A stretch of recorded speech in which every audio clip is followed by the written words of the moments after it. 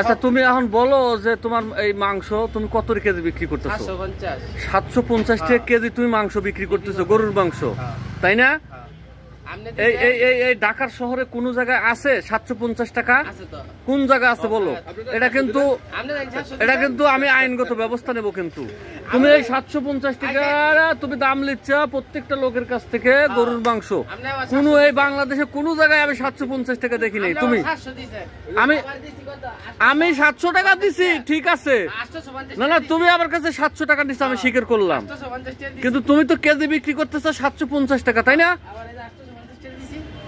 তুমি বিক্রি করতেছো কত চাইবো? 750 না?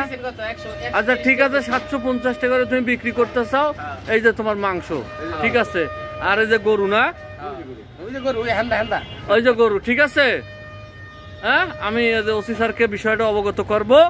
তুমি 750 টাকা সাধারণ জনগণের কাছ থেকে নিচ্ছ, তার মানে আমাকেও ছাড় দাও নাই। আমাকে লীলা কত? 700 টাকা। 1 কেজি মাংস নিচ্ছি, তুমি 700 টাকা।